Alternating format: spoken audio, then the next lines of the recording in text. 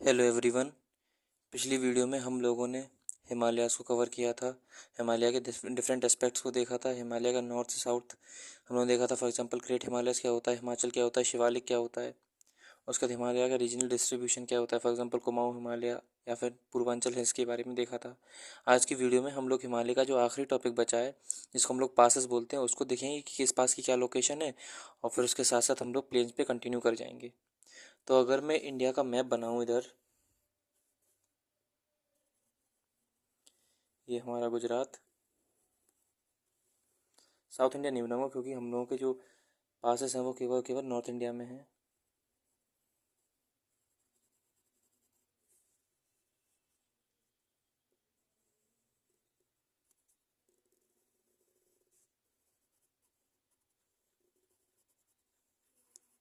ये अरुणाचल प्रदेश वाला, यहाँ से अगर हम लोग भूटान वो बांग्लादेश बनाएं तो सिलीगुड़ी कॉरिडोर, सिलीगुड़ी कॉरिडोर के बाद ये त्रिपुरा, ये हमारी सेवन सिस्टर जिसका सीक्वेंस आपको याद होगा। ये थोड़ा नीचे से ऐसा आएगा हमारा। उसके बाद फिर यहाँ पर हमारा जम्मू कश्मीर।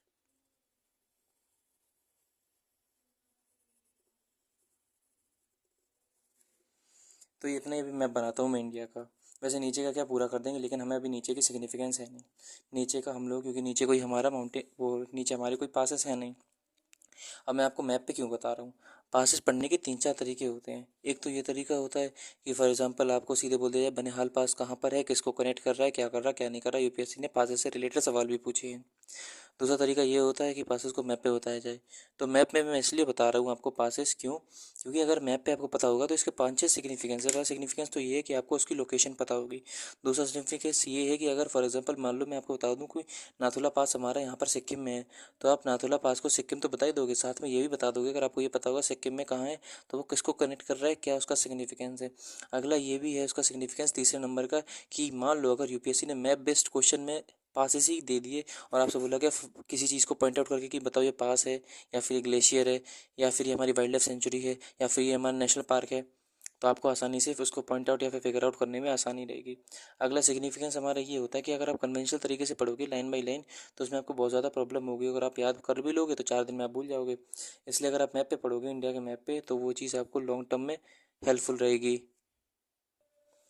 तो इसका ये भी सिग्निफिकेंस हो जाएगा कि अगर हम लोग को मैप पे लोकेशन पता होगी तो हम लोग रिटेंशन उसको आराम से बहुत दिनों तक कर पाएंगे। तो बहरहाल बिना किसी बात के हम लोग फटाफट करते हैं। अच्छा, मैंने सीक्वेंस भी आपको इस तरह से याद कराऊंगा कि आपको दिक्कत ना हो। तो यार देखो, यहाँ पर ये जो बैंड आ रहा है हमारा, तो यहाँ पर हम लोग का सबसे पहला यहाँ पे एक पड़ेगा हमारा पास, एक ही ये पास पड़ेगा। फिर दूसरा बैंड देखो, ये ऐसा कर्व आ रहा है ना, तो एक ये जो कर्व आ रहा है यहाँ पर एक पास है, फिर दूसरा कर्व जो यहाँ पे आ रहा है यहाँ पर पास है हमारा एक। फिर यहाँ पर ये ऐसा ही बैंड आ रहा है तो एक यहाँ पर हमारा पास है, एक यहाँ पे हमारे पास है, चार पासेस हैं। अब याद कैसे करोगे, तो पहले पर लिखा ए, फिर जी, सॉरी बी, फिर जे, फिर बी। ए से जो पास है इस पास का नाम है अघिल पास। बी से पास है, इस पास का जो नाम होता है, इस पास का नाम है हमारा, इधर लिख दे रहा हूँ मैं, बुर्जीला। फिर ये जे से जो पास है इसका नाम होता है जोजीला। अब कई किताबों में जे से नाम होता है, कई किताबों में जेड से नाम होता है। तो ए बी जे बी, तो अघिल पास, बुर्जीला पास, जोजीला पास, और फिर जो लास्ट में हमारा बी है इसको बोलते हैं हम लोग बनिहाल, बनिहाल पास, यानी कि ए बी जे बी। अच्छा, बनिहाल पास की जस्ट बगल में आप इधर लगा दो, इसको हम लोग बोलते हैं बारालच्छा, बारालच्छा पास। और यहाँ पर जब उन्होंने अघिल पास लगाए थे तो अघिल पास के बगल में यहाँ पे एक के से पास आता है। पर मैं सारी बता दूँ के, फिर ये बुर्जिला के जस्ट सामने होता है एक और, फिर ये भी के से ही होगा, यानी कि ये इस के से होता है कराकोरम पास। कराकोरम पास के नीचे आता है हमारा जिसको हम लोग बोलते हैं खारदुंगला पास।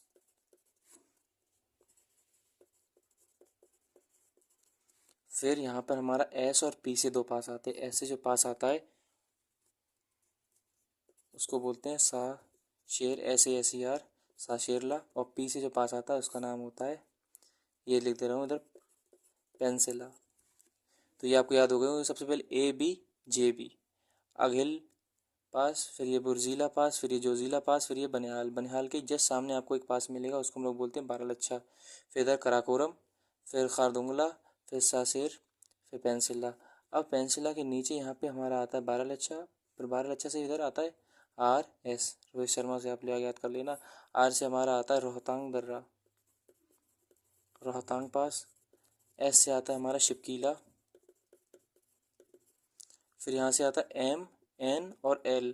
M से आता है माना पास, N से आता है नीति पास, L से आता है लिपुलेख। अब यहाँ पर जब आप नॉर्थ ईस्ट की तरफ आओगे तो यहाँ पर हमारे सबसे पहले सिक्किम में 2 पास पड़ते हैं। एक सिक्किम में पास पड़ता है, उसका बोलते हैं हम लोग नाथुला।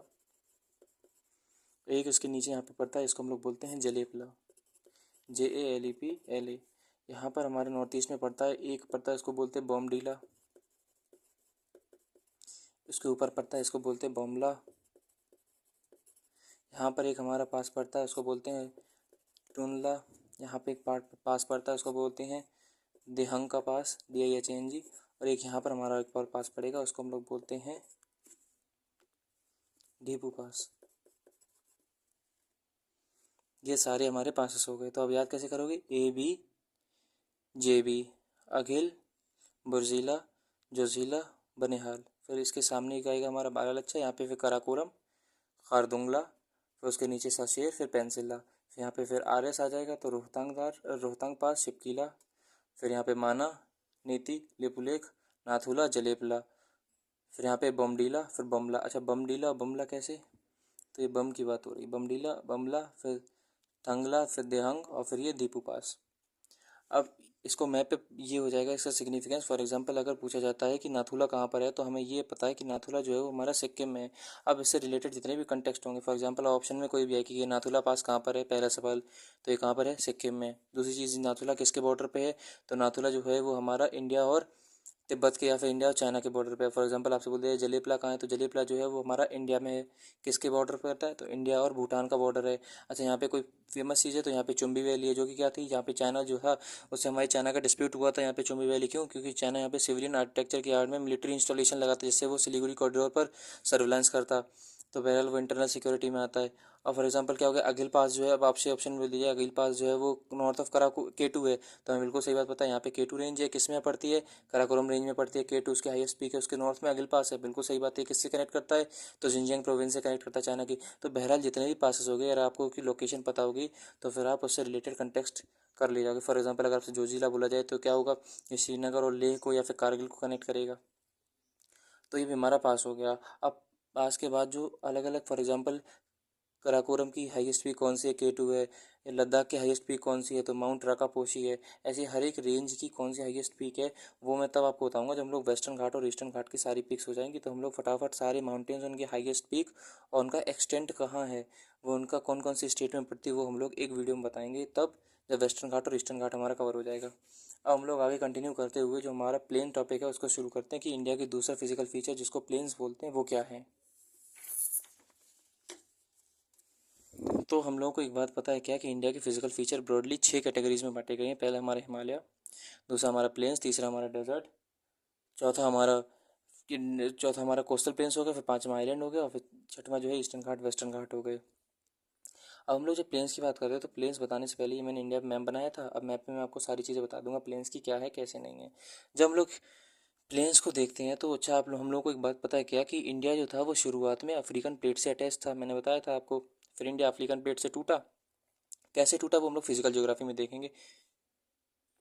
और जब वो अफ्रीकन प्लेट से टूटा तो उसने अपना नॉर्थ वार्ड मूवमेंट चालू किया, इंडिया नॉर्थ की तरफ मूवमेंट उसने चालू किया और इंडिया यूरेशियन प्लेट से टकराया। तो जो इनिशियल फेज का जो इंडिया था वो कैसा था? केवल और केवल वो इंडिया ऐसा था, इस तरह से ट्रायंगुलर शेप में, मोर और लेस ट्रायंगुलर शेप का इंडिया था, जिसमें प्लेन्स नहीं थी। ये क्या था? केवल केवल यहाँ पर क्या था? केवल केवल ये प्लेट्यू वाला एरिया था। यहाँ पे ना ही माउंटेन्स थे। माउंटेन्स का फॉर्म होगी, मैं बता चुका हूँ, जब उससे प्लेट से इंटरेक्शन होगा तब हमारे फोल्ड माउंटेन बनेंगे। हमारे नाम से 2 बैंड आएंगे, सिंटेक्शल बैंड, एक नंगा पर्वत में, एक नामचा पर्वत में। नंगा पर्वत से इंडस रिवर आएगी, नामचा पर्वत से हमारी क्या, सांगपो यानी कि ब्रह्मपुत्र रिवर आएगी। अच्छा, तो ये ट्रायंगुलर शेप में इंडिया था। जब इंडिया में यहाँ पे, इसका मतलब प्लेन नहीं था, तो जब इंडिया उससे टकराया यूरेशियन प्लेट से, तो यहाँ पर हमारे हिमालय फॉर्म हो गए और यहाँ पर एक बहुत बड़ा गड्ढा था, क्रेटर फॉर्म हुआ। गड्ढा ही अभी आप लोग मान लो डिप्रेशन फॉर्म हुआ और यहाँ पे हमारी ये प्लेट्यू थे। ये इंडिया का डेक्कन प्लेट्यू फॉर्म हुआ। अब हिमालय से हमें पता है कई सारी नदियाँ बहीं, ग्लेशियर बहे, पत्थर बड़े बड़े बोल्डर्स आए पानी के साथ। तो धीरे धीरे नदियों ने अपने डिपॉजिट्स इस गड्ढे में भरना चालू किए, इस डिप्रेशन में भरना चालू किए। धीरे धीरे जब इस डिप्रेशन में ये डिप्रेशन पूरा भरा, ये डिप्रेशन भर के यहाँ पर क्या बन गया, नॉर्थ इंडिया का प्लेन फॉर्म हुआ। तो नॉर्थ इंडिया का प्लेन कैसे फॉर्म हुआ, नॉर्थ इंडिया का प्लेन ऐसे फॉर्म हुआ, एलुवियल डिपॉजिट किसका, इंडस का, गंगा का और ब्रह्मपुत्र रिवर का। यानी कुछ नहीं, केवल केवल यहाँ से पहाड़ों से नदियाँ नीचे उतरी, इंडस नदी हो चाहे गंगा नदी हो या फिर ब्रह्मपुत्र नदी हो, ये नदी उतरी, नदी के साथ हमें पता है बहुत सारे सेडिमेंट्स आते हैं। सेडिमेंट जो थे उस गड्ढे में भर गए और धीरे धीरे भरते भरते गड्ढा पूरा भर गया और ये क्या बन गया, हमारे माउंटेन्स और प्लेट्यू के बीच में प्लेन आ गई। फॉर एग्जांपल जब आप ये इंडिया का मैप है तो हमें पता है ऊपर हमारे क्या है, माउंटेन्स हैं, इधर हमारा क्या है, प्लेन, और नीचे क्या है, प्लेट्यू। तो ये प्लेन कैसे भरे होंगे, ऐसे भरे होंगे जब ये नदियाँ यहाँ से आई हैं पहाड़ों से नीचे और नदियाँ अपने साथ मिट्टी लाई, जब ये मिट्टी लाई तो ये मिट्टी यहाँ पे खाली जगह में भर गई। ये हमें समझ में आ गया कि हिमालय प्लेन्स कैसे बने। तो प्लेन्स बने ऐसे एलुवियल डिपॉजिट से। अच्छा हमें ये भी पता है प्लेन्स हमारे कैसे हैं, फर्टाइल है। ठीक है जी। प्लेन्स की विड्थ कितनी है, यानी कि चौड़ाई कितनी है प्लेन, तो तकरीबन 150 से लेकर 300 किलोमीटर चौड़े हैं। फॉर एग्जांपल यहाँ से शुरू होते हैं हमारे नेपाल, सॉरी यहाँ से हमारे शुरू होते हैं पंजाब से और यहाँ पे ख़त्म होते हैं हमारे राजस्थान से। पंजाब से राजस्थान से लेकर कितना तकरीबन 150 से 300 किलोमीटर है। अच्छा गहराई कितनी है, तो ये जो गड्ढा था ये तकरीबन और तकरीबन 1 से 2 किलोमीटर गहरा गड्ढा था, जो कि नदियों ने जैसे पानी से अपनी मिट्टी से इसको पूरा भर दिया। अच्छा अब इसका प्लेन्स को देखा जाए तो हमें पता है कि प्लेन्स यहाँ पे हमारे, इसके नॉर्थ में क्या है, शिवालिक है, शिवालिक के ऊपर क्या है हमारा, हिमाचल, हिमाचल से ऊपर क्या है हमारा, हिमाद्री, और फिर हिमाद्री से ऊपर क्या है हमारा, ट्रांस हिमालय, काराकोरम, लद्दाख, जास्कर और कैलाश रेंज। तो ऊपर क्या है, शिवालिक, इधर क्या है, पूर्वांचल हिल है, यानी कि नॉर्थ में शिवालिक, ईस्ट में पूर्वांचल हिल, साउथ में क्या है, डेजर्ट, सॉरी साउथ में क्या है, पेनिनसुला, और इधर क्या है हमारी सुलेमान रेंज है। इधर हमारे राजस्थान प्लेन तक आते हैं और राजस्थान प्लेन के इधर क्या है, वेस्ट में, इसको हम लोग बोलते हैं सुलेमान रेंज, जो कि कहाँ है, पाकिस्तान अफगानिस्तान में। तो अगर मैं आपको मैप पे बताऊं कि हमारे प्लेन्स कितने हैं, तो हमारे प्लेन्स यहाँ से शुरू हो जाते हैं, यहाँ से प्लेन्स हमारे नेपाल तक चलते हैं, फिर ये राजस्थान से शुरू होते हैं ऐसे सीधे, फिर ये ऊपर बैंड लेके ये बांग्लादेश तक ऐसे जाते हैं, बांग्लादेश से हमें मतलब नहीं, और यहाँ तक ऐसा। तो ये अगर मैं ऐसे शेडेड पोर्शन बनाऊँ तो ये जो जगह है पूरी, यही हमारे क्या है, नॉर्थ इंडिया के प्लेन्स हैं। इसको हम लोगों को पढ़ना है, यानी कि ये इंडिया में इतनी जगह में हमारे क्या फैले हैं, प्लेन्स फैले हैं। अच्छा प्लेन्स फैले तो इन्हें पता है कई सारी जगह में बांट दिया गया। फॉर एग्जांपल ये जो जगह है, इस जगह को बोल दिया है पंजाब प्लेन, इस जगह को बोल दिया गया है राजस्थान प्लेन। अब ये जो पंजाब और राजस्थान से फिर ये उत्तर प्रदेश से जो जगह चालू होती है, ये उत्तर प्रदेश से ये जगह चालू हो रही है यहाँ तक, इसको हम लोग बोलते हैं गैंगेटिक प्लेन, यानी कि सेंट्रल प्लेन, सेंट्रल प्लेन है ये हमारे। और फिर ये जो इतनी जगह बची है इसको हम लोग बोलते हैं ईस्टर्न प्लेन, यानी कि ब्रह्मपुत्र प्लेन। ये भी हमें समझ में आ गया कि सेंट्रल प्लेन क्या होता है, पंजाब प्लेन क्या होता है, राजस्थान कुछ नहीं है। बस जब हम लोग हिमालय पढ़ रहे थे तो हिमालय में याद होगा कि हिमालय को हम लोगों ने कई सारी कैटेगरीज में बांटा था। फॉर एग्जांपल जब हम लोग वेस्ट से ईस्ट की तरफ जा रहे थे तो हम लोगों ने देखा था कुमाऊं हिमालय मिलेगा, पंजाब हिमालय है, और उसके बाद फिर हम लोग क्या कहते थे, नेपाल हिमालय मिलता था हम लोग को, फिर दार्जिलिंग या फिर सिक्किम का हिमालय मिल रहा था, उसके बाद फिर हम लोग को अरुणाचल प्रदेश का हिमालय मिल रहा था। तो जब हम लोग वेस्ट से ईस्ट की तरफ जा रहे थे तो कई सारे हिमालय मिल रहे थे। वैसे ही प्लेन है, प्लेन है तो एक ही, लेकिन जब हम लोग वेस्ट से ईस्ट की तरफ जा रहे हैं तो हमें पंजाब प्लेन मिलेगा, सेंट्रल प्लेन मिलेगा, ईस्टर्न प्लेन मिलेगा। तो बस यही देखना हम लोग को। तो पंजाब प्लेन हो गया, राजस्थान प्लेन हो गया, सेंट्रल प्लेन हो गया और ईस्टर्न प्लेन हो गया। अब हम लोग को ये देखना है, हम लोगों ने हिमालयस को 2 कैटेगरीज में बांटा था, क्या, एक तो ये जब वेस्ट से ईस्ट जा रहे थे और दूसरा नॉर्थ से साउथ जा रहे थे। तो नॉर्थ से साउथ जा रहे थे तो हम लोगों ने देखा था हिमाद्री था, फिर हिमाचल था, फिर शिवालिक था। वैसे ही जब आप पहाड़ों से नीचे उतरोगे या हमारे माउंटेन से नीचे उतरोगे तो हमारी सबसे पहले भाबर मिलेगा। हम लोग हिमालय में क्या मिल रहा था, हिमाद्री, हिमाचल, शिवालिक। वैसे ही हमें यहाँ क्या मिलेगा, भाबर, तराई और फिर एलिवियर प्लेन। अब एलिवियर प्लेन 2 होते हैं, भांगर, खादर, ये क्या होता है आगे देखेंगे। तो बहरहाल आप लोग नॉर्थ से साउथ भी समझ गए होंगे, नॉर्थ से साउथ में क्या मिलेगा, भाबर, तराई और फिर एलिवियर प्लेन। और वेस्ट से ईस्ट में क्या मिलेगा, सबसे पहले राजस्थान या फिर पंजाब प्लेन, उसका सेंट्रल प्लेन, उसके बाद फिर ईस्टर्न प्लेन। अब एक एक करके हमें समझना, हमारा प्लेन वाला टॉपिक खत्म हो जाएगा। तो सबसे पहले अगर हम लोग वेस्टर्न देखें तो वेस्टर्न में हमारी राजस्थान प्लेन पढ़ते हैं, फिर पंजाब प्लेन पढ़ेंगे। राजस्थान प्लेन जो होता है इसके मैंने टेबल फॉर्म में लिख दिया जिससे कि हम लोग को समझने में आसानी हो। तो राजस्थान प्लेन जो होते हैं ये राजस्थान, भाबर या फिर मारवाड़ या फिर थार डेजर्ट, जिसको हम लोग मरुस्थली के नाम से जानते हैं, इतनी जगह में फैला हुआ है। ये इसका ज्योग्राफिकल एक्सटेंट है। फीचर की बात करोगे तो ये एरिड यानी कि सूखे हुए होते हैं। केवल और केवल यहाँ पे एक नदी है, इसको हम लोग लूनी रिवर के नाम से जानते हैं, जो कि सदर्न राजस्थान में होती है। और ये जो नदी होती है अरेबियन सी में जाके गिरेगी नहीं, ये बीच में गायब हो जाती है। इसमें लेक्स कौन कौन सी राजस्थान में है, तो सांभर लेक है, दुधवाना लेक है, कोचमन लेक है। ये यूपीएससी का प्रीवियस ईयर भी उसने कई सारे ऑप्शन दिए थे और पूछा था इनमें से ये क्या है, तो उसका सही आंसर क्या था, ये सारी लेक्स हैं। अब राजस्थान में लेक्स कैसे फॉर्म हुई, ये हम लोग तब देखेंगे। ये वन ऑफ द एविडेंस है टेक्टोनिक प्लेट का, कि जो हमारा तैतीस सी गायब हुआ था, तो कई बार ये माना जाता है कि तैतीस सी का जो रेसिड्यू है, जो बचा हुआ है, पहले तैतीस सी था ना, वो एक तो मेडिटेरियन सी और दूसरा हमारा क्या है, ये जो राजस्थान में जो, अब फॉर एग्जांपल राजस्थान तो डेजर्ट है, उसमें लेक्स कैसे फॉर्म हुए, लेक्स तो वहाँ फॉर्म होती है जहाँ पानी होता है। तो ये हम लोग बहरहाल फिजिकल ज्योग्राफी में देखेंगे। अच्छा, राजस्थान में लेक्स कैसी हैं, तो सलाइन लेक हैं। क्यों, क्योंकि वहाँ पे प्रेसिपिटेशन होता नहीं है, समुद्र से उसका एक्सेस है नहीं। अगला हम लोग जब देखेंगे पंजाब प्लेन। पंजाब प्लेन क्या होता है, तो पंजाब प्लेन की खासियत ये है कि पंजाब में जो प्लेन पाए जाते हैं वहाँ पे दोआब होता है। अब दोआब क्या होता है, दो नदियों के बीच की जो जगह होती है उसको हम लोग दोआब बोलते हैं। दो नदियों के बीच की जगह दोआब कहलाती है। फॉर एग्जांपल बरी दोआब या बिस्त दोआब। और ये बरी और बिस्त क्या है, तो बरी दोआब आप लोग ये मान लो ब्यास और रावी नदी दो नदियाँ हो गई, इनके बीच की जो जगह है उसको हम लोग बरी दोआब बोलते हैं। बिस्त क्या हो जाएगा, ब्यास और सतलज के बीच की जो जगह है उसको बिस्त दोआब बोलेंगे। दोआब को हम लोग अगले चैप्टर जो हम लोग का ड्रेनेज है उसमें आराम से डिटेल में देखेंगे। तो राजस्थान प्लेन में क्या मिलेगा, दोआब मिलेगा। और ये कहाँ मिलेंगी, राजस्थान सॉरी पंजाब प्लेन में हमें क्या मिलेगा, पंजाब प्लेन में हमें दोआब मिलेगा। और ये कहाँ मिलेंगी, नाम बता रहे हैं, पंजाब और हरियाणा में। कि इसकी खासियत क्या होगी, तो फर्टाइल होगा, एग्रीकल्चर होगा। हमें सिंपल सिंपल बात पता है कि फर्टाइल होता है, तभी तो राजस्थान में बहुत ज़्यादा खेती होती है और हरियाणा में।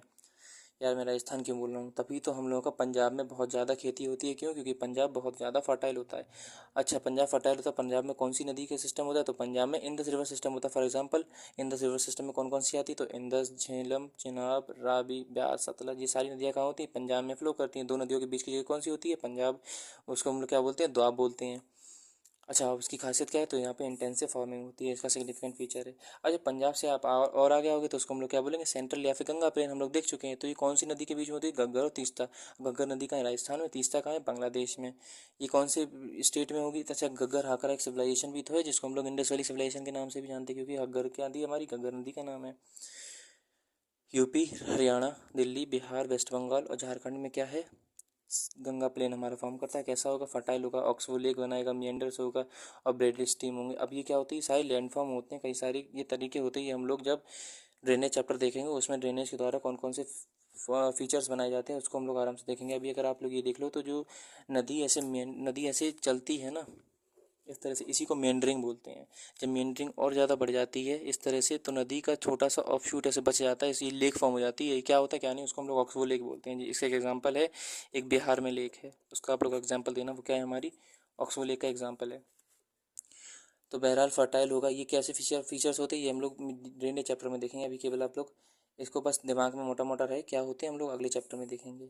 फिर हरियाणा दिल्ली जो है ये वाटर शेड का डिवाइड करते हैं। फॉर एग्जांपल जब आप हरियाणा और दिल्ली को देखोगे तो दिल्ली और हरियाणा हमारे यहाँ पे हैं।